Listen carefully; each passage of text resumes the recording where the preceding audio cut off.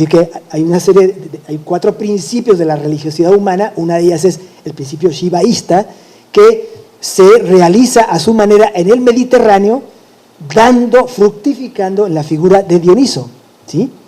En una de sus posibilidades. Y la otra vertiente fue la vertiente órfica. Ambos proceden de un influjo, repito, vamos a decir, espiritual, ideológico, que siempre procede de la India. Dicen los entendidos, que no es mi caso, que toda manifestación de religiosidad en el mundo remite a 4 principios que tienen sus fuentes en la India. Puede estar en Groenlandia, en el Antártico, no sé, en Helsinki, donde ustedes quieran, todo lo que tenga que ver, o aquí en América, con todo lo que tenga que ver con religión, remite a esos 4 principios, a alguno de ellos, a los 4 en conjunto o parcialmente. ¿Bien? Bueno, entonces el shivaísmo penetra en el Mediterráneo, ¿sí? Y se realiza al modo del dionisismo y al modo del orfismo. Ahora, Dioniso es un dios, es una divinidad que resucita después de la muerte. ¿A qué les recuerda esto? A ti a nada. Bueno, eso habla mucho de tu educación espiritual, ¿no? ¿Sí? Entonces, bueno, efectivamente estamos ante un motivo tremendamente poderoso, porque lo mismo que pasa con Orfeo, aquí está la clave de su condición de presidir los procesos religiosos mistéricos, porque son personajes, son entidades divinas que han experimentado la muerte, que conocen el mundo de la muerte y que han superado ese mundo, ¿no? Dioniso fue asesinado, o se le intentó asesinar, por obra de Hera, ¿no? Hera era la esposa oficial de Zeus, que, bueno, sabía de todas las andanzas eróticas de su marido y siempre reaccionaba de una manera terriblemente celosa, y en venganza del fruto del amorío de Zeus con Leto, bueno, pues finalmente, no, de Zeus con Perséfone o con Selene, sería el caso de Dioniso. En venganza de eso, manda a los titanes a matar a Dioniso. No, que además de matarlo, lo descuartizan y se lo comen, ¿no? Pero no se comen el corazón. Entonces, Zeus rescata el corazón, lo incrusta en uno de sus muslos, y el muslo de Zeus se convirtió, pues, en una placenta, ¿no? Donde de ahí salió Dioniso, y después fue puesto en manos de Hermes, quien a su vez puso a Dioniso, chiquillo, niño, en manos de las ninfas, y ahí viene todo un proceso de elaboración mítica que permite entonces hacer comprensible a los griegos la presencia de una divinidad no solo extraña, sino completamente ajena al mundo olímpico. ¿Bien? Bueno, ¿qué más podemos decir? Bueno, así como las musas están asociadas a Apolo, hay unas figuras femeninas. Fíjense la importancia de lo femenino en ambos casos, tanto en Apolo, las musas todas son mujeres, ¿sí? En el caso de Dioniso también hay una fortísima presencia vamos a decir, en todo el séquito de personajes que lo rodean, que son las famosas Ménades, ¿no? Las Ménades vendrían a ser algo así como una especie de conformación ya consciente de un grupo de apoyo a Dioniso, después de haber sido las ninfas que lo protegieron de las furias de Hera, de los intentos de matarlo, ¿no? Y esto va a tener una proyección humana, más allá de lo divino, porque las Ménades siguen siendo divinas, son ninfas, ¿sí? En las bacantes, que son las mujeres que participan en los rituales dionisíacos, ¿no? Y que en realidad tienen un papel tan importante, diría yo, como las musas para Apolo. ¿Bien? Dense cuenta entonces de la importancia de la mujer ahí, ¿no? Ahora, en el terreno del arte, Dioniso es este dios principio, es la simbolización de la superación precisamente del proceso de la realidad que hemos llamado de individuación, que hemos conocido como de individuación. Dioniso es el dios de la conciliación con lo real absoluto. Es el dios de la superación de la individuación. Así como Apolo diferencia, escinde, corta, separa, distingue, Dioniso lo que hace es reunificar, conjuntar lo separado, conciliar lo separado, ¿sí? Esa conjunción se hace, por cierto, por medio del éxtasis. Ya describí hace un momento en qué consistía esto del éxtasis, ¿no? La posesión de los iniciados, de los mistés, ¿no? Eso se llama misterios, ¿no? Por parte de la divinidad. Es el dios de la disolución de las formas. Apolo era el de la conformación de las formas, ¿no? Aquí es el de la disolución de las formas. Es el dios de la distensión, ¿sí? No distinción, sino distensión frente a las restricciones apolíneas. Es dios también de la fertilidad y todo lo que tenga que ver con fertilidad, incluyendo la agricultura, ¿sí? Es el dios de la orgía, pero entendida en los términos que dije hace un momento, el dios del exceso, ¿sí?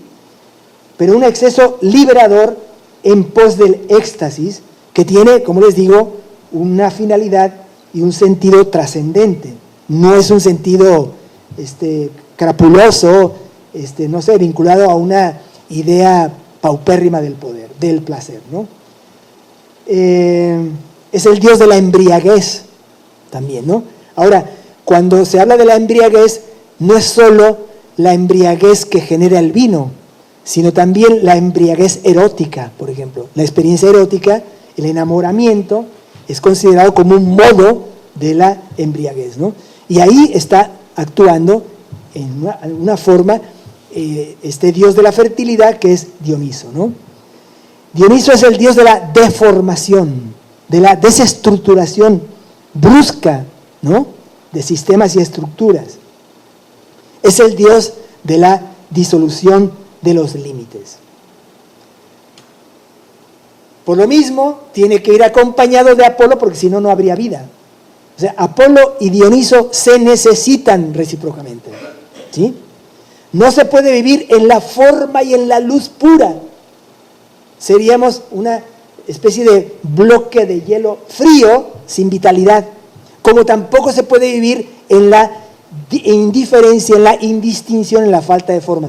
La conjunción de ambos polos es, según la visión, a mi modo de ver, genial del joven Nietzsche, es el gran descubrimiento, la gran aportación del mundo griego en su tiempo y que yo me atrevería a reconsiderar en el presente, ¿sí? Para mí estas cosas no son, digamos, datos de curiosidad erudita, sino para mí son cosas que deberían, y me parece a mí que sí se puede, servirnos para vivir mejor hoy en nuestro tiempo, ¿no? No nos vendría mal que existieran orgías, ¿sí? Así lo digo claramente. No nos vendría mal Dioniso. Ah, orgías, qué horror. Pero veamos de qué estamos hablando, ¿sí? Veamos que no se puede vivir todo el tiempo en la disciplina, el trabajo, la grisura de la cotidianidad, la ley, las restricciones, las normas. No se puede vivir todo el tiempo. Eso es tan así que todo el tiempo estamos inventando alguna fiesta o alguna válvula que nos saque de eso. Bueno, los griegos pensaron en válvulas en grande. Esa es la diferencia. Tenían conciencia del asunto, sabían muy bien que había un momento orgiástico y bomba con eso hasta reventar. Eso sí, al día siguiente todo el mundo disciplinado en la guerra, en la producción, en la actividad, etcétera, etcétera. ¿Sí? Y olvidamos los conflictos se atenúan, etcétera, etcétera. Por eso digo, o sea, no es una cosa de simple curiosidad histórica, cultural y erudita. A mí me parece que dan muchísimas lecciones que nos pueden ser útiles Si realmente tenemos una mente abierta y si realmente somos rectos además, ¿no? Sí, porque si vamos a estar pensando en la orgía para ver cómo explota no sé quién y cómo aprovecho de fulano, pues estamos mal. Eso no tiene nada que ver con lo que está planteándose aquí, ¿no? Bien, bueno, no sé si me pasará algo después de salir de aquí, después de haber proclamado la vigencia de la orgía en el presente. Espero que no, ¿no? Bien. Bien. Ahora veamos qué pasa con esta otra figura muy, muy diferente a todas estas dos, y que, bueno, humildemente, y perdonen si me estoy extendiendo un poco, ¿qué pasa con Hermes, no? Bueno, ya tenemos esos dos grandes principios, grandes polos de fundamentación de lo real, de lo artístico, etcétera, y de lo vital y de la vida, y sin embargo hay otra posibilidad, ¿no? Que es Hermes. ¿Por qué propuse yo la posibilidad de una especie de salida de la estrecha polarización Dioniso-Apolo? Porque a mí me parece que Hermes está más a tono con el espíritu de vanguardia post-mimética, que es lo que identifica, a mi modo de ver, los tiempos contemporáneos, ¿no? Me parece a mí que Hermes tiene una serie de méritos muy importantes para figurar como alguien con aportaciones decisivas o grandes en el desarrollo, pues, de ese fenómeno que es la cultura, ¿no? La cultura, el arte, ¿no? Por ejemplo, Hermes es el inventor de la lira. No es Apolo el que inventa la lira, sino es su hermano Hermes el que inventa la lira. En un episodio que, bueno, no voy a detallar, muy curioso, muy llamativo, muy interesante, Hermes se ve en la necesidad de regalarle eso a Apolo, y Apolo hace suyo ese presente, al punto de que pues, Apolo se identifica prácticamente con la lira y con la cítara y con el arco y con la flecha, ¿no? Apolo se me olvidó decir esto, pero es un dios terrible, es el dios que mata de lejos, ¿sí?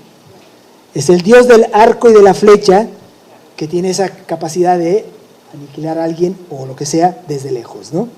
Bien, y su hermano es Hermes, en una situación escabrosa, por cierto, como suele suceder con esta gente, como decía, es extramoral. Hermes le regala su invento a Apolo y Apolo lo hace suyo. Pero además Hermes es inventor del alfabeto, es inventor de la música, ¿sí? Aparte de eso es el inventor de la elocuencia, es inventor de la astronomía y junto con esto es inventor del fuego, es inventor de la gimnasia y es inventor de los pesos y las medidas, entre otras cosas, de invenciones que se le adjudican a Hermes, ¿no? Según una pluralidad de mitos muy rico y muy diverso, ¿no? Aparte de eso, me interesa también mucho, Hermes es el señor de los viajeros, ¿sí? También es el señor de los comerciantes y es el señor de los ladrones. O sea que los ladrones tienen una divinidad que es nada menos que Hermes, que no estamos hablando de nadie insignificante, es una divinidad tremendamente importante, ¿no? Bueno, la razón de esto es este episodio escabroso que dije. Bueno, la voy a decir en qué consiste, pues. Hermes desde niñito, o desde muy temprana edad, le roba todo el ganado a Apolo, ¿sí? Se lo roba por completo. Y Apolo se entera, se da cuenta, entra en furia, en ira, lo convoca, prácticamente, bueno, retar a Apolo era prácticamente una sentencia a muerte, ¿sí? Y el mito rescata a Hermes precisamente como alguien que fue capaz de negociar con el propio sol, ahí, ¿no? Hermes, el sol iracundo, Apolo, negociar todo el asunto de los ganados de una manera que termina siendo favorable para el propio Hermes, o sea, engaña una vez más a su hermano con el asunto de la lira y con la música que toca con la lira. O sea, Hermes seduce artísticamente a Apolo y de esa manera libra su vida, ¿sí? Y ahí es donde,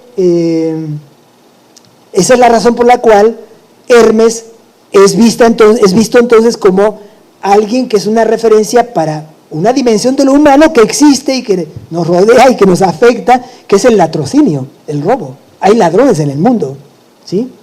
Entonces, bueno, ellos tienen en Hermes la figura que fue capaz de robar a ese dios y encima de negociar con él, y por lo mismo es también patrono de los comerciantes.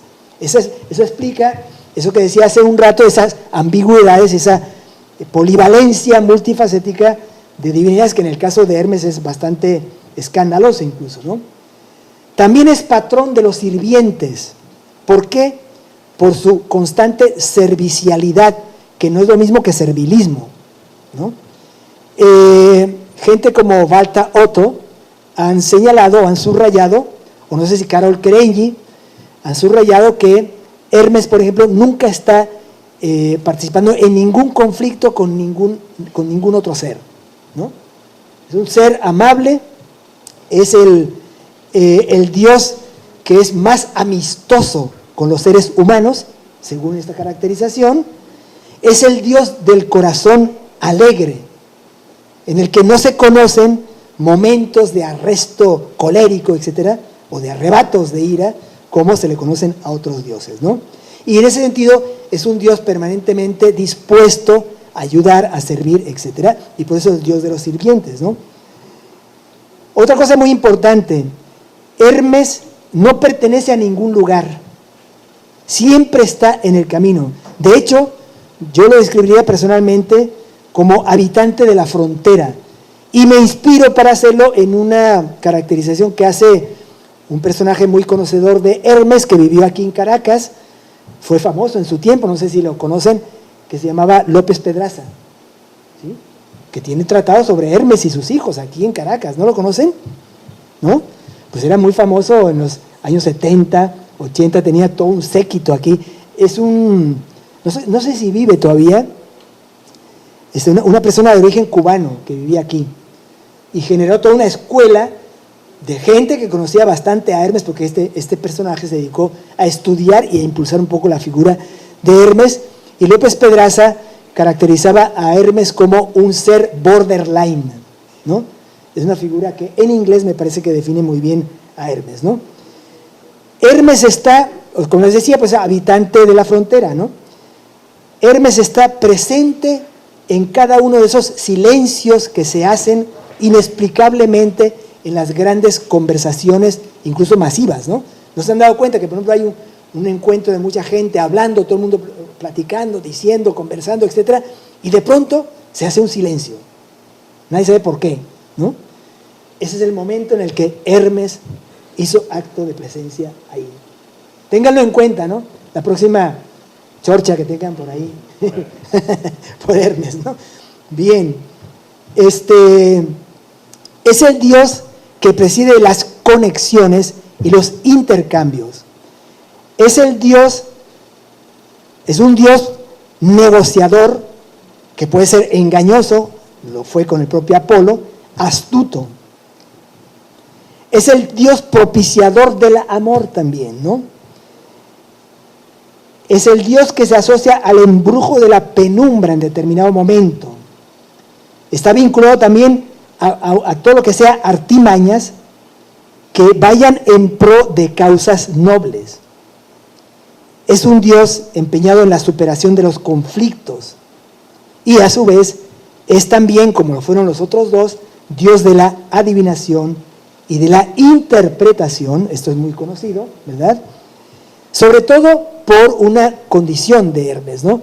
Que Hermes tenía entre sus contribuciones y aportaciones, era lo que llamaban los griegos psicopompo, es decir, el que conducía a ciertas almas hacia el mundo subterráneo del Hades. Y eso lo conectaba con un mundo de saberes y de conocimientos que permitía una interpretación mucho más efectivamente que de otra manera, ¿no? Y un aspecto que a mí me parece crucial para reivindicar la figura de Hermes con respecto a la estética contemporánea es que Hermes lleva en su nombre, lo que a mi modo de ver define esto, que es el hecho de que Hermes significa montón de piedras. Eso es lo que significa Hermes, ¿sí? Entonces, en gran medida, considero que la estética contemporánea, caracterizada, pienso yo, por el enorme influjo del espíritu de vanguardia, aunque después eso tenga pues derivaciones muy, vamos a decir, de otra orientación y muy objetales o lo que sea, y ese espíritu de vanguardia ha introducido y ha instalado, me parece a mí, el hecho de un arte en el que es muy importante la fragmentación del todo discurso, la yuxtaposición de unidades de sentido, es una especie de conglomerado o de aglomeración, la subordinación de todo lo que sea sintaxis, orden y retórica a la expresión tal como viene desde el propio autor, el peso que desempeña en la estética contemporánea, la ambigüedad y todo lo que tiene que ver con la sugerencia más que con la concreción realista u objetivista de nada, la importancia que tiene la fusión y ese amontonamiento de piedras, ¿no?, entre comillas, que es la fusión de elementos diversos, y la otra cosa, la enorme libertad en el terreno de la estructura que implican las prácticas artísticas del presente, que viene a ser, a mi modo de ver, un punto significativo que posiblemente, lo digo con reservas, supera una restricción muy importante de la concepción mimética del arte, que era que el artista no era un creador, ¿sí? En el esquema Apolo-Dioniso, el artista no es un creador, ¿sí? El dios es el que dicta, por medio de las musas, lo que se va a hacer, ¿de acuerdo? O por medio de las vacantes, o por medio del espíritu, del ritual, etc. El dios es el principal autor, entre comillas, y a su vez es el principal receptor. Todo se consume en la figura de la divinidad. No por nada, si no me equivoco, no sé si en la Eneida, en la Odisea o en la Ilíada, en una de esas dos se dice, ¿no?, que los dioses ponen a los hombres a realizar acciones para que los poetas puedan cantarlas, ¿no? Bueno, imagínense, o sea, el dios se despacha, se da el vuelto, dice cómo hay que hacer la cuestión, y encima es el primero en que recibe y va a aceptar todo, ¿no? Ese esquema restrictivo me parece que se viene abajo con el esquema postmimético, que me parece que está mucho más a tono con la libertad creativa inherente a esta idea actual del arte, que a mi modo de ver embona o concuerda mucho más con la idea de esta entidad que es un montón de piedras, para decirlo metafórica y simbólicamente. Pues lo dejo hasta ahí por el momento, con la esperanza de que si algo les quedó de claridad, de luz apolínea y de vitalidad dionisíaca y de audacia hermética, puedan intervenir ustedes de ahora en adelante. Muchas gracias.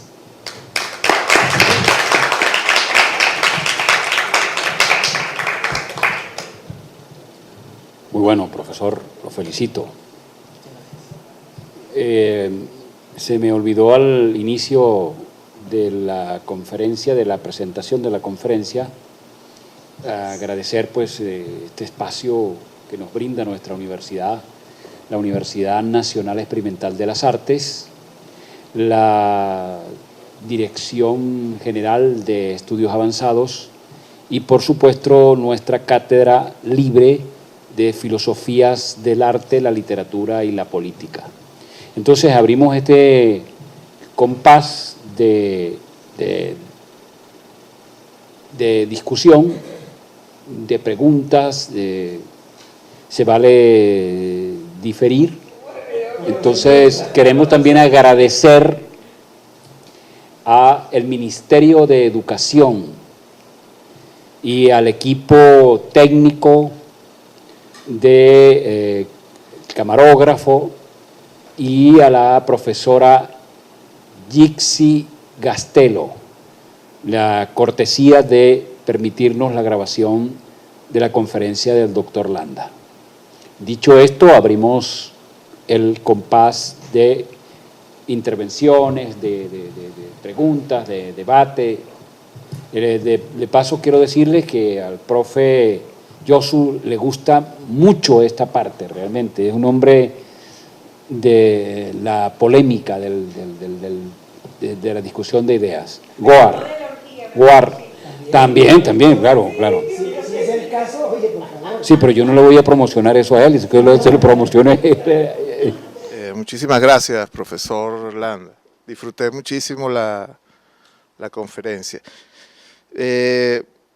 Quisiera que me orientara, quizás son muy simples las preguntas que tengo en este momento, ¿no? Tiene que ver un poco, inclusive,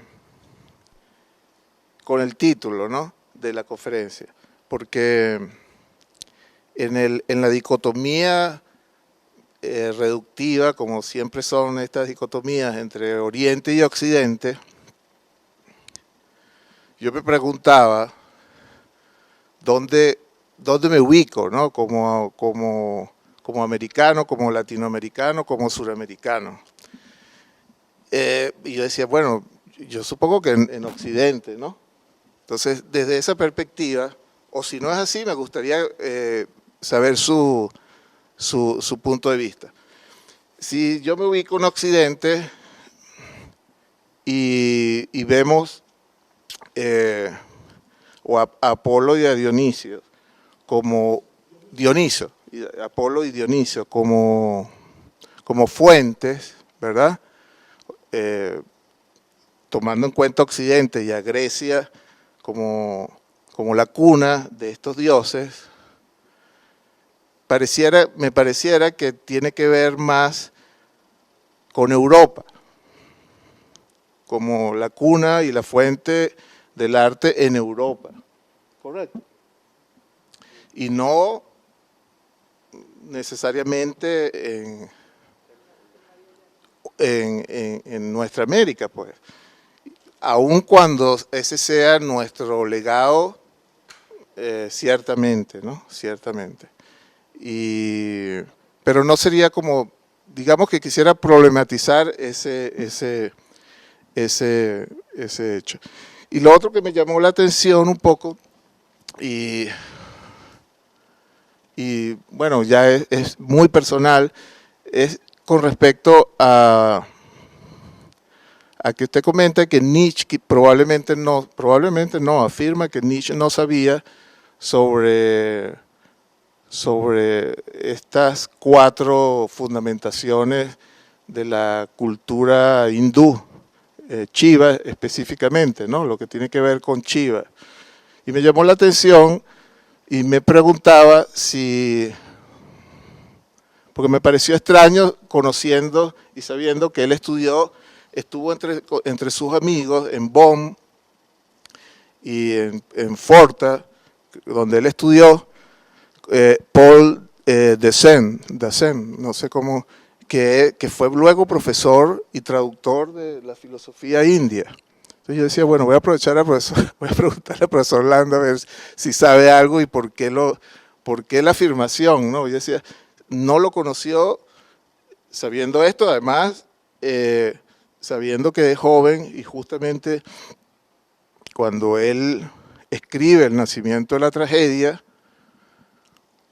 está fuertemente influenciado por Kant y por Schopenhauer, ¿no?, digamos. Y Schopenhauer dice en, digamos, la introducción, que para poder leerse su libro El mundo como voluntad y representación, uno debería estar fuertemente influenciado, creo, o conocer la filosofía hindú, es decir, los Upanishads en este caso, ¿no? Entonces, mis preguntas son esas 2 concretamente. Muchas gracias por los comentarios y las preguntas. A lo mejor empezó por la última, ¿no? Yo quiero aclarar lo que dije. Seguramente no me expliqué bien o fui muy rápido. Me remito a una obra que recomiendo, de Émile Danielou, Shiva y Dioniso,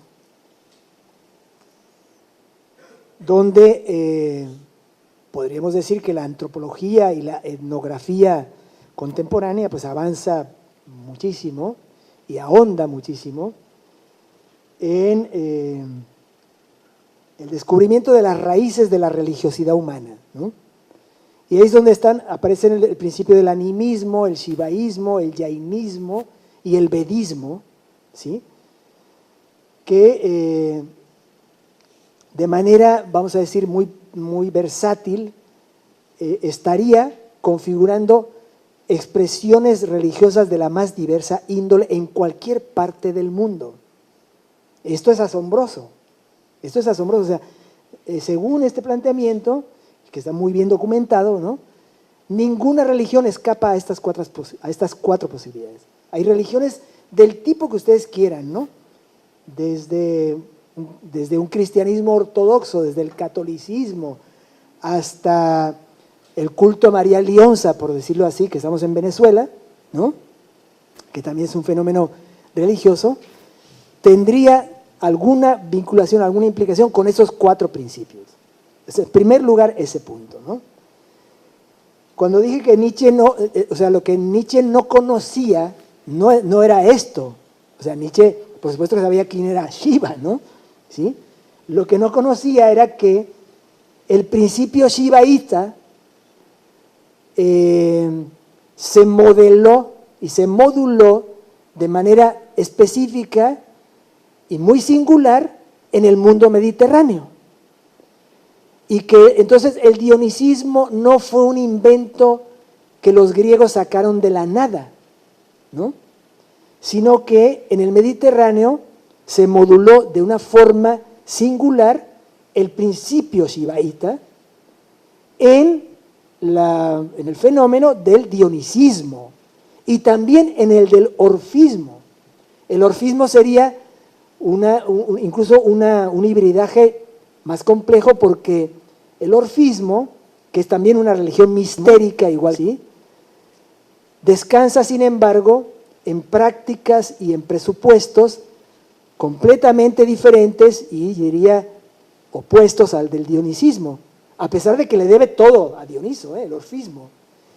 ¿Por qué? Bueno, porque por un lado tenemos una corriente mistérica que practica, que realiza pues prácticas brutales como desgarramientos. Es decir, Dioniso es el dios del desgarramiento ritual para operar la reunificación, ¿sí? Entonces, ese paso lo impulsa Dioniso de una manera brutal. En el caso del orfismo es todo lo contrario. El orfismo está incidido, dirá Danielou, por el jainismo. ¿Y qué es el jainismo? Bueno, pues el jainismo es una de las herejías, ¿sí?, que surgieron de las antiguas religiones de la India, de la que surge el budismo y de la que surge el hinduismo, ¿sí?, son contemporáneas, que se caracteriza precisamente por un cuidado extremo de prevención ante la violencia, ¿sí? Por ejemplo, la famosa ahimsa, la no violencia que asumen los budistas y que asumen Gandhi, etcétera, es de procedencia jainista. Una corriente religiosa, como les digo, herética, extremadamente vegetariana, ¿sí?, que por cierto entonces va a conectar con el pitagorismo y el orfismo en el Mediterráneo, y que sin embargo se la pasan haciendo himnos a Dioniso, al punto de que si no es por esos himnos, en gran medida no sabríamos muy bien en qué consiste el misterio dionisíaco. El orfismo va a tener, como sucede con el dionisismo, un aspecto central, que es lo que les da fuerza a estas corrientes mistéricas, que es el haber resucitado. Es decir, el haber conocido la muerte y el haber superado la muerte y poder regresar a la vida para proclamarlo y realizar vamos a decir, impulsar un fenómeno de carácter religioso, como es el orfismo y es el dionisismo, ¿sí? Dioniso fue, como les digo, resucitado por el propio Zeus, salvándolo de la ira, más bien del destrozo que causan los titanes, que se lo comen a Dioniso, lo pone a gestar en el propio muslo de Zeus. Cuando cumple su tiempo, nace, y entonces Dioniso es un doblemente nacido. Algunos dicen que por eso se llama Dioniso. Nadie sabe muy bien qué significa Dioniso, exactamente. Así como podemos decir que Hermes es un montón de piedras, con Dioniso no sabemos. Bien, entonces tienen en común este hecho de haber conocido la muerte y haber superado la muerte, haber resucitado. Y eso les da un poder inconmensurable y una conexión con la religiosidad de un tipo muy característico, que es el misterio, los misterios, es decir, prácticas que solo unos iniciados realizarán y que no pueden propagarse fuera del mundo iniciático, por eso se llama misterio. Bien, entonces bueno, lo que no sabía Nietzsche era que era Shiva el que se metió en el Mediterráneo. Sabía quién era Shiva, pero nunca vas a encontrar que Nietzsche diga que Dioniso y Shiva son lo mismo. ¿Sí me explico? Ahí está el punto, ¿sí? Dioniso y Shiva son lo mismo, solo que, eso me parece a mí en lo personal, tremendamente importante, ¿sí? Me es más cercano a mí Dioniso que Shiva. ¿Por qué? Porque soy occidental, soy americano, latinoamericano, soy de origen europeo, soy una mezcla, soy un híbrido, y la verdad a mí me queda muy lejos, a pesar vamos a decir, del enorme influjo que ejercen cosas del hinduismo en mí, en lo personal. Los que me conocen me saben pues mis debilidades y mis... No vamos a contar esa parte. A pesar de eso, yo me siento mucho más identificado con Dioniso, ¿sí? Esa divinidad que además tiene toda una simbólica, con una pregnancia artística extraordinaria, ¿no? O sea, imagínense a un Dios extraordinariamente bello, ¿sí?, que también puede convertirse en alguien extraordinariamente feo. Por eso a lo mejor Sócrates es una figura mucho más dionisíaca de lo que Nietzsche mismo pensaba, que odia a Sócrates, quién sabe por qué. Nunca he entendido muy bien las razones reales para eso, ¿no? Es más, pienso que se le escapó a Nietzsche todo el componente dionisíaco de Sócrates, ¿no? Enorme. Nada más lean el banquete de Platón para que se den cuenta de qué pasa ahí, ¿no? Entonces, imaginarse esa divinidad, una belleza extraordinaria, irresistible, como Shiva. Ninguna mujer se le puede resistir a Shiva, ¿no? Lo mismo pasa con Dioniso. Y era tan bello y tan extraordinario que por eso fue también objeto de ataques. Siempre era un ser que podía ser vulnerado como esclavo, por ejemplo. Vemos un tipo, vamos a capturarlo y lo vamos a vender como alguien extraordinariamente valioso, ¿no? Y a los que hicieron eso, pues les fue de la fregada, ¿no? ¿Sí? Porque meterse contra cualquiera de estos dioses era caer en la aniquilación total, ¿no? Entonces, esta divinidad montado en un leopardo, acompañado de panteras, acompañado de las ménadas eran terribles, esas eran completamente enloquecidas, ¿no? Eran temibles, ¿no? Y que generaban pues una vamos a decir, impresión, ¿no?, de brutalidad que chocaba por completo con el ámbito religioso en el que terminan incrustándose, y las bacantes viene a ser una vez más una expresión de esa sublimación, ese refinamiento del ritual tan brutal, repito, que Nietzsche mismo está escandalizado. ¿Por qué te vas a escandalizar, Nietzsche? Esa es la verdad del asunto, ¿sí? Eran más auténticamente dionisíacos los frigios y los tracios que los trágicos griegos, ¿no? Pero desde el punto de vista cultural, bueno, pues imagínense qué fuerza de creación y qué genio político-cultural descubre el joven Nietzsche entre los griegos, que resolvieron el punto de la vida en este mundo. En este mundo, bastando este mundo y no pensando en ultramundos ni nada. Ahí está la genialidad, ¿no? Ahí es donde Nietzsche tiene intuiciones extraordinarias, pero también tiene grandes limitaciones. Y por eso no aparece Shiva por ahí. A mí me parece mucho más vital esto que Shiva, ¿no? Bien, en cuanto a lo de Oriente y Occidente, bueno, a mí me parece eso caer en un esquema francamente reductor. Hay gente que hace negocio ya con esto, la verdad lo voy a decir, ¿no? Hay gente que son idealistas y que creen eso, y discuto con ellos, pero la verdad, yo ya no encuentro elementos para sostener una disyunción polar entre uno y otro. Me parece completamente falaz, insostenible, sin fundamento, esa oposición de que, por ejemplo, Occidente es la racionalidad y todo lo demás no es racionalidad. Bueno, si todo lo demás no fuera racionalidad, es condenar a todos nuestros indígenas, a todas nuestras comunidades que sí tienen, ahora sí que voy a ser redundante, un sentido del sentido, a una bola de manicomio serían, ¿no? ¿Están fuera del sentido nuestras comunidades indígenas? Pregunto yo. ¿Son una partida de locos que andan por ahí? En la sin razón y sin el sinsentido. Ahora, otra cosa es que el sentido tenga posibilidades múltiples de realización.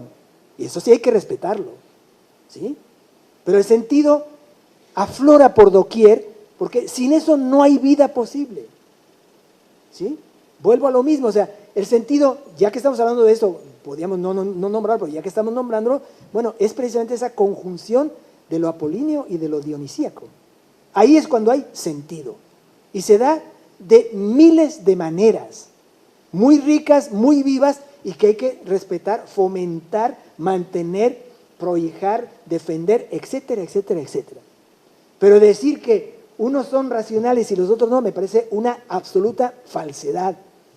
Y además una condena, en último término. Porque ¿desde dónde habla quien habla así? ¿Habla desde la sinrazón? ¿Habla no sé, desvariando? ¿O está racionalmente proponiendo un discurso condenador de ese sentido? Entonces, yo creo que por ahí no llegamos a ninguna parte. Me parece que somos un hibridaje enorme. Grecia, a mí me parece la Grecia clásica, me parece un enorme ejemplo de apertura. Hoy que, por ejemplo, se habla tanto de modelos, ¿no? Todo el mundo anda, ¿qué modelo? ¿Qué régimen? Olvídate de eso. Crea. Simón Rodríguez inventa o hierra, dice él, no, inventa y hierra. Está bien, erramos inventando. ¿De acuerdo? Y los griegos nos dan esa lección. Y nos dan la lección de que para inventar en el terreno de la política hay que salirse del plano restrictivo de la política y ir a lo profundamente humano. Esa es la gran lección, ¿no? La política es demasiado seria como para dejarla exclusivamente en manos de los políticos y de la política. Demasiado compleja, ¿no? Y ahí está. Eso incide en la vida. Y si la política no es vida, entonces pues cerramos el changarro y nos vamos, ¿no? Adiós luz, ¿no? ¿De acuerdo? Entonces, ahí es donde yo creo que hay que ubicar el punto y no caer en disyunciones que a mi modo de ver no llevan a nada. Porque Grecia para mí, en los patrones que tienen algunos de orejeras y de visión tan reducida, es Oriente. Platón, Sócrates, demás son Oriente. Eso no se parece en nada a ningún parisino del siglo XXI, ¿no? Es otra cosa muy diferente. Y sin embargo, Grecia es la base de Occidente. Entonces, ¿en qué quedamos? ¿Sí? Bueno, perdona mi soflama. A mí el tema de Grecia siempre me ha tocado. Y recientemente, cuando estaba en la palestra pública y en la palestra política, todo el cuestionamiento desde la Unión Europea a Grecia, yo decía, bueno, y así tan maltratada como está, tan saqueada como ha sido, de todos los niveles, así ellos se arrojan los orígenes griegos de la civilización. Entonces, ¿por qué? Porque bueno, cuando uno va a los museos de Francia, yo tuve la posibilidad en algún momento, allí lo que se ve y en las calles se ve son los saqueos que se le han hecho a Grecia, ¿verdad? Y hay un escrito que leí un momento dado de Spinoza, donde él decía que algunos elementos de esa polis griega, de esa comunidad que dialoga, no se lo llevó el sur de Europa, que a lo mejor ha estado presente en otros lugares donde sí se ha recogido ese espíritu de diálogo que se daba en ese momento, ¿no? Pero lo otro que quería preguntarle, y esto sí es una pregunta, porque yo he estado leyendo sobre el duende latinoamericano, que también, por supuesto, viene de Europa, a partir de los gitanos, viene de la India también, ¿no? Entonces, ese duende ese duende nuestro, que se da en las lagunas de los pueblos andinos, que se da en Perú, como que es una síntesis de estos dos, porque por un lado está el duende que orienta, no destruya, por ejemplo, donde la población que me nombraba el profesor, que es la investigación que yo estoy haciendo sobre Sanare, un duende que cuida las montañas, que cuida las fuentes de agua, pero entonces también está, por otro lado, el duende loco de la Zaragoza, entonces yo veo que el duende un poco es una síntesis de estas dos deidades, o de estas dos, no de deidades que venga directamente de allí, pero sí el espíritu de lo correcto y también del jolgorio, de la diversión, del erotismo que se da en muchas de nuestras manifestaciones culturales latinoamericanas. Gracias. Exacto, me parece mejor. Permitamos la participación y luego el profesor hace el cierre. Así que, Elizabeth. La pregunta quizás es un poco reducida y es probable que pareciera boba, ¿no? Pero es una cuestión de idiomática es lingüística que me preocupa. ¿Por qué Dioniso y no Dionisos? ¿Por qué Marcias y no Marcia? Marcia. Ajá. Y la otra cosa, usted dijo que si nosotros le preguntábamos, usted iba a contar el episodio de Apolo y Marcias. Eso es todo. Me llamaba la atención, bueno, varias cosas, ¿no? Una, que uno que se ha considerado siempre ateo, como que es más dionisíaco que ateo, ¿no?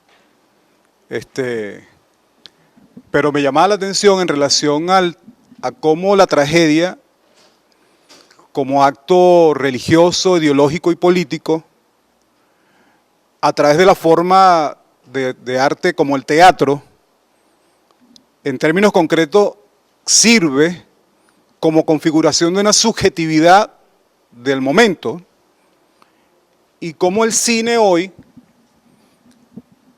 representa también un elemento ideológico político que también es configurativo de las subjetividades contemporáneas. Es decir, hago la relación en términos a la forma artística de teatro en ese momento y cómo las formas más contemporáneas del arte, como el caso del cine, se constituye también en esa relación de que si Dios aparece en el momento en que la polis está ante la tragedia y hace catarsis, porque llega Dios, como hoy hacemos catarsis en la narrativa cinematográfica cuando sentimos lo que sentimos. Y en esa configuración de la subjetividad contemporánea, lo que nosotros en cine llamamos pacto ficcional, que es esa relación catártica que establecemos con la verosimilitud que le damos a la narrativa, de alguna manera está colocado allí. Es decir, la tragedia como acto religioso, político, ideológico, de plantear la realidad de la sociedad contemporánea del momento, y cómo el cine hoy ocupa de alguna manera ese lugar, y que tenemos entonces esa forma ideológica y política, y hasta religiosa, de configuración de la subjetividad contemporánea en el caso del audiovisual, concretamente, ¿no? Es una continuación del hilo que yo planteé al comienzo. Estoy de acuerdo con lo que plantea el profesor sobre la falsa dicotomía de Oriente y Occidente. La inquietud mía va un poco, yo hice una muy pequeña investigación sobre el joven Nietzsche y por supuesto al uno acercarse a su trabajo, El origen de la tragedia, uno queda impregnado de la dicotomía de Apolo y Dionisio. Pero la inquietud mía es porque la mayoría de los que estamos aquí estudiando, estamos en un doctorado, algunos, la mayoría, yo creo, en arte y culturas del sur. Y lo que sucedió conmigo, al uno haber caminado un poco en alguna de las materias, digamos, o del camino del doctorado, es que siento que yo decía, ¿cómo es normal que Nietzsche haya encontrado esa dicotomía en Grecia? Un alemán que está viendo hacia la cuna de lo que él cree que es la civilización europea, o lo que se cree que es la civilización, como los griegos. Y la inquietud mía es que no es momento de que nosotros empecemos a rescatar, a investigar, y cuando hablemos, por ejemplo, nos toque el momento de hablar del arte americano, tengamos una dicotomía que nazca de allí. Esa era una pequeña inquietud y que quería compartirla, y si tiene algún comentario se lo agradecería. Gracias, profesor. Primero a ver si logro responderlas, que no es seguro. Siempre hay una especie de pacto tácito de que cuando hacen la pregunta piensan que uno sí tiene todas las tablas para responder, y no siempre suele ser, ¿no? Salvo el mantener la grafía en el idioma, griego moderno, ¿verdad? Y mantener, digamos, los vestigios de las grandes creaciones culturales de la antigüedad, pues Grecia ha sido un lugar devastado por montones de potencias a lo largo de miles de años. Entonces, aquella situación, aquel fenómeno cultural civilizatorio, pues se perdió, la verdad, ¿sí? Y hoy me parece a mí que solamente está en la obra que están realizando durante una buena cantidad de tiempo, podemos decir fácil un par de siglos, de reconstrucción filológica, etnográfica, antropológica, histórica, de lo que pudo haber sido aquel mundo, ¿no? Ahí es donde está la antigua Grecia, ¿no? No en la de ahora, pues, ¿no? O sea, si ustedes van ahora y dicen, no, el estadio de Olimpia, no sé qué, bueno, eso es lo mismo que decir aquí. En Estados Unidos, por ejemplo, ponen nombres de indígenas a los equipos de fútbol americano, y los pueblos indígenas están en una reservación consumiéndose, ¿no? ¿Sí? Entonces, ese tipo de cosas pues no tiene, a mi modo de ver, ningún sentido, y lo que sí tiene importancia es, desde mi punto de vista, muy modestamente lo digo, es qué lecciones podemos extraer de esa antigüedad que hoy solo estas disciplinas, que por cierto se han desarrollado de una manera extraordinaria, fabulosa, cada día se descubren cosas y cosas y cosas que nos enriquecen, ¿verdad?, nuestra visión de esa realidad, y ahí es donde está la antigua Grecia, ahí, ¿sí? Se puede conocer eso sin ir hoy día a ver dónde está el Partenón, ¿no? Aunque no está mal que vayan y lo vean, ¿no? Y eso da una idea topográfica del asunto. ¿Ah? Bueno, parte sí, buena parte. Sí. ¿La van a devolver por fin o no? No sé, por ahí andan negociando, ¿no? Bueno, entonces es mejor adentrarse en lo que la filología, la historia, la etnografía, la arqueología, la antropología, etcétera, están aportando para comprender eso y extraer las enormes lecciones de vida en todas sus dimensiones que a mí me importan, ¿no? Porque además De esa manera podemos sobajar un poco esa pretensión tan arrogante que tenemos en la época contemporánea de que todo lo actual y contemporáneo es per se superior al pasado, ¿sí? Y todo lo que vieron aquellos pobres, pues pobres infelices, ¿no? Que no sabían lo que era la vida. Mentira, los que no tenemos ni idea de lo que está pasando, si comparamos lo que eran capaces ellos de observar y de penetrar ante la realidad, es de vergüenza lo nuestro, ¿no? Entonces, desde ese punto de vista, es mejor esa inmersión que andar de turista por ahí, ¿sí? Bien,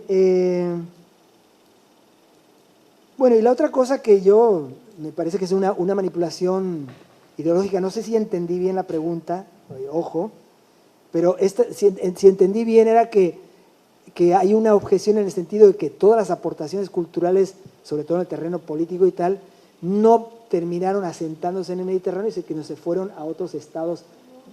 No fue eso, entonces entendí mal tu segunda pregunta.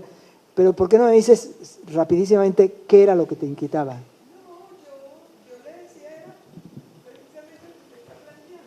Ah, Cómo la Grecia que ha sido saqueada, que ha sido... claro. y lo decía desde el punto de vista político, de lo que hoy en día cualquier pueblo que ha sido saqueado permanentemente y colonizado. Y pierde por completo su personalidad, deja de ser lo que era, no tiene...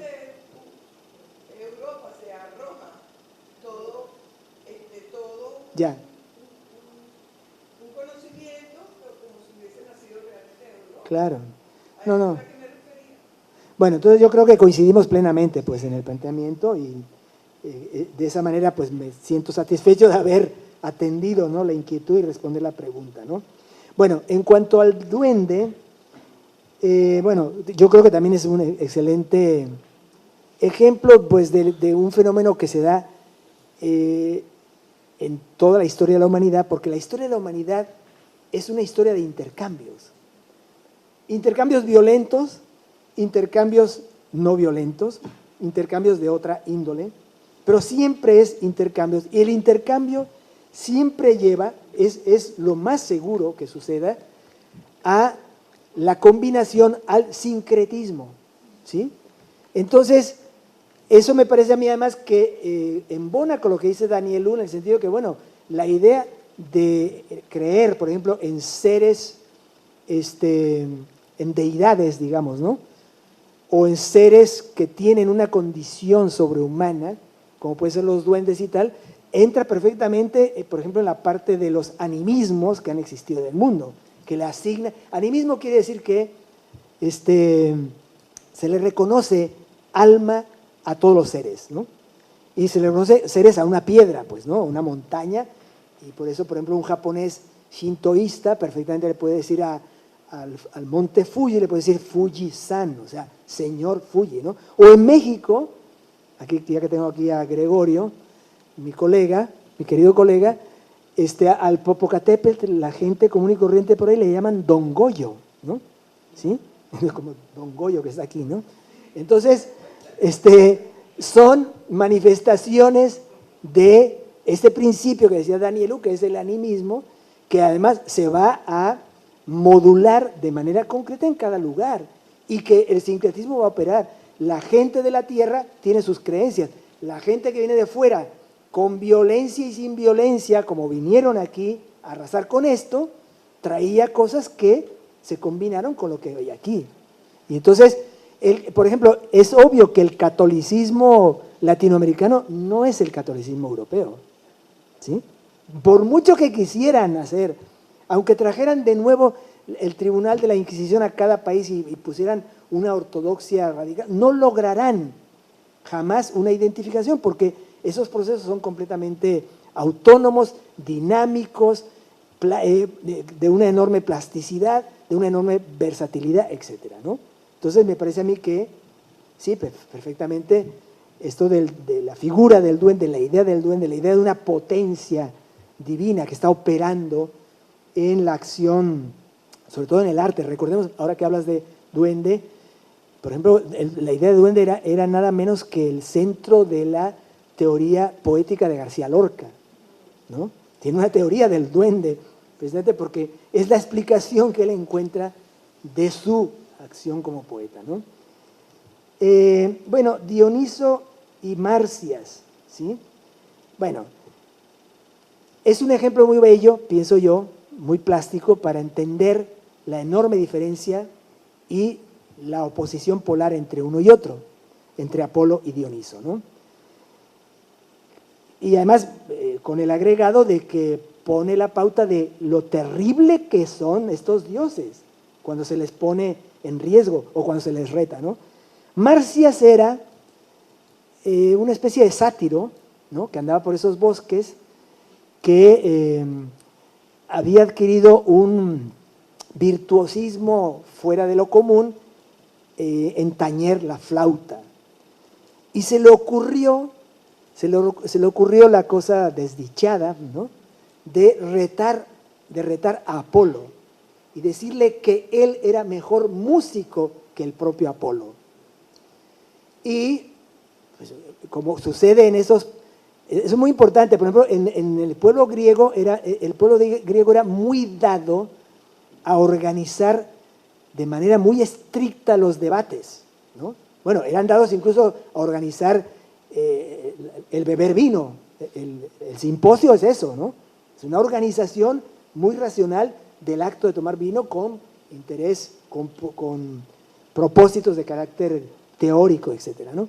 Entonces, bueno, igual, ¿no?, entre los dioses, entre las divinidades se da este reto y se monta un jurado y empiezan a tocar uno la cítara, Apolo, extraordinariamente bien, y Marcias la flauta extraordinariamente bien. Marcias piensa que gana, ¿sí? El jurado dice que no. El jurado aparentemente está más a favor de Apolo en sí mismo, ¿no? Las musas, por ejemplo, están muy, muy fuertemente metidas ahí, ¿no? Y las musas son apolíneas, ¿no? Y entonces, para demostrar, o sea, Marcias no solamente reta a Apolo, sino que además tiene el tupé de objetar el fallo, ¿no? Peor todavía. Y entonces, para poder demostrar en qué estaría la superioridad de una opción u otra, fíjense lo que sucede. Apolo le dice que el arte de Marcias es inferior porque él puede voltear la cítara y tocar las cuerdas, ¿verdad? Y la cítara va a sonar. Mientras que si Marcias voltea la flauta y sopla en sentido inverso, la flauta no va a sonar. Por consiguiente, mi arte es más perfecto. Esa es una. Y la otra, la cítara permite hablar mientras se toca y permite cantar mientras se toca, ¿no? Es un arte más rico y más complejo. Mientras que la flauta lo que hace es, vamos a decir, ocupar exclusivamente la boca y encima infla los cachetes, lo cual es una manifestación feísima, ¿no?, frente a la perfección apolínea del rostro proporcionado, que canta de manera estructurada, consistente, etcétera, y eso demuestra que es superior el arte de Apolo. Esa es la razón por la cual Marcias termina siendo no solo derrotado, termina siendo desollado por el propio Apolo en persona, ¿no? Es un ejemplo del ideal de la perfección en un caso frente a la vitalidad expresiva en el otro caso, que le importa un pepino si se si le inflan los cachetes o no, pero estás viviendo. Bueno, eso para Apolo es un error, ¿no? Y que está realizando un arte que pues prescinde en ese momento del canto, pero puede tener otra relación con el canto. No, en sí mismo es superior a aquel arte y entonces te acabo y te aniquilo, para que no estés retando a quien realmente es superior, ¿sí? Bien, ¿satisfecho entonces la curiosidad?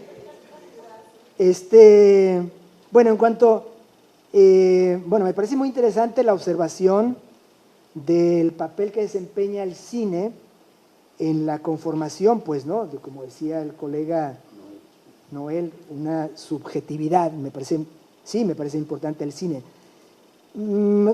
Como planteamiento me agarra en este momento un poco en curva, ¿no?, fuera de base, para decirlo beisbolerilmente, ¿no?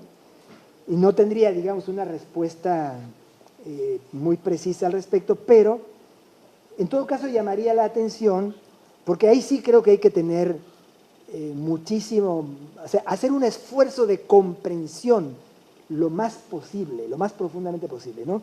Y es difícil, porque bueno, o por razones, por simple tendencia natural, tendemos a un anacronismo o a juzgar las cosas del pasado con los ojos del presente. No estoy diciendo que suceda en tu caso, pero es una tendencia normal, ¿no? Porque lo que quiero subrayar es que en su origen la tragedia es el resultado de un proceso de sublimación, refinamiento y elevación trascendente de un ritual brutalmente vital. ¿Sí? Y en ese sentido, entonces, la tragedia es la aportación de Apolo en el terreno de Dioniso. O sea, Apolo entra en el terreno de Dioniso al punto de refinar el ritual bestial y convertirlo en arte extraordinario. Para los griegos la máxima expresión de la poiesis, del arte en general, era la tragedia. En primer lugar, o sea, en ese sentido la tragedia incluso desbancó a la épica. Y ese es un gran triunfo de Dioniso frente a la religión olímpica, que era una religión que fomentaba la épica, que era lo que le importaba a las comunidades guerreras de quienes era esa religión. Y es la saga de Hegel. Sí. Entonces, sí. Entonces, ahí me parece que hay que detenerse a observar cómo ese proceso de refinamiento, sin embargo, tiene un límite, que es el límite de el reconocimiento, vamos, la exigencia inexorable de la presencia del Dios en la representación artística. Se puede llegar a mucho refinamiento, pero de alguna forma hay que cobijar y hay que aceptar y hay que buscar la manera de que el Dios se haga presente ahí. ¿Sí? Y entonces todo se articula en función de que el Dios esté presente ahí. Las máscaras, los tremendos zancos y los tacones y las vestimentas y el tipo de voces, los tipos de personas, los personajes femeninos, por ejemplo, en el teatro griego, la tragedia griega, eran siempre hombres, ¿sí? Que actuaban como mujeres, ¿de acuerdo? Se travestían en ese sentido y modulaban la voz, y era todo un proceso armado precisamente para suscitar el efecto, yo diría, bueno, no solo catártico, que está bien, sino también eucarístico, en el sentido de que el Dios llega y la gente vive la experiencia de eso. Me vas a perdonar, querido colega Noel, pero yo no he visto ninguna película donde me pase eso. A mí nunca me ha pasado una cosa así, ¿no? Entonces, porque no he visto ninguna película que haya sido armada para recibir a Dioniso, ¿sí? Y en ese sentido, sí me parece muy importante lo que dice, o sea, el papel del cine en la configuración de la subjetividad, pero ¿de qué subjetividad hablamos, no? Por ejemplo, Walter Benjamin hizo una observación que a mí me parece muy interesante, ¿no? Que es precisamente el debilitamiento de la experiencia en la modernidad. Supongo que conoces esos textos benjaminianos al respecto, ¿no? Y cómo reprocha algo que me parece correcto y justo. La modernidad como una época en la que la experiencia se ha demediado, se ha degradado, ¿no? Te lo planteo más como problema, como elemento para incitar, para oscurecerte, incitar más tu pensamiento, que como respuesta a tu excelente participación, ¿no? Y quedaba una última pregunta, ¿sí? ¿Cómo?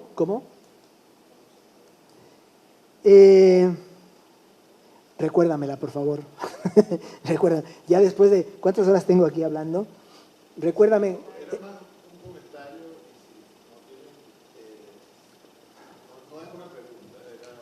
Un comentario, a ver. Tenía que ver con que una inquietud que tenemos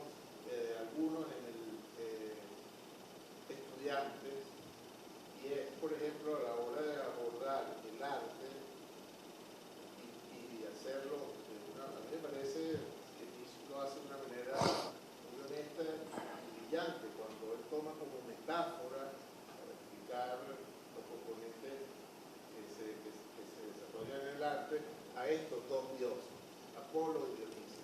Pero la inquietud que surge en algunos, en mí particularmente, es, ¿no deberíamos nosotros tener esas figuras, esas metáforas con nuestros propios dioses?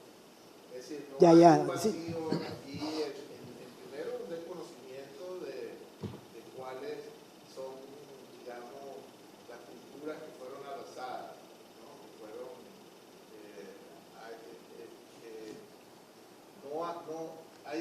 es simplemente una inquietud, ¿verdad? ¿Por qué no tenemos? Yo lo estoy empezando a hacer, y como no conozco, digamos, en profundidad, conozco más de Apolo y de Dionisio que de Dioniso. Perdón. Sí. De Apolo y de Dioniso, conozco más de ellos que de nuestros propios dioses, ¿no? Entonces, yo he empezado a hacerlo, por ejemplo, con una metáfora de la naturaleza, con el mar, ¿no? El mar en quietud y el mar en picada, para explicar como principio, porque igual, así como Nietzsche lo hace con Apolo y Dionisio, lo hace con la embriaguez, correcto. Es decir, toma de la psicología, la embriaguez, la ensoñación, para explicar los mismos principios. Entonces, me gustaría saber qué opina usted respecto a esa inquietud en particular que tengo yo en este momento. Bueno, a mí me parece que eso que tú estás planteando es una reacción completamente justa, legítima y que te honra, pienso yo, y con la que concuerdo vamos a decir, en la actitud, aunque quién sabe qué pase en los contenidos precisos, ¿no?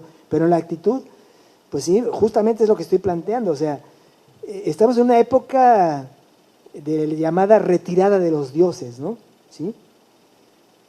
Pero tampoco creo que se retrate bien la situación actual de esa manera, porque puede que sea peor que eso.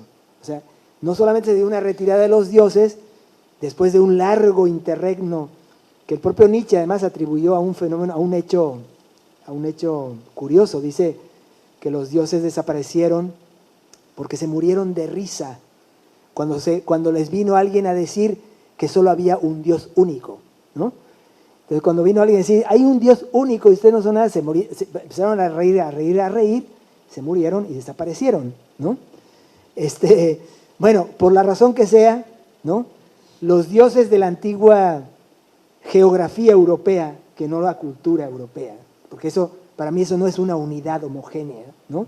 Los griegos antiguos no son para nada la señora May, el Brexit y el anti-Brexit y Merkel y demás del presente, no son nada de eso, ¿no?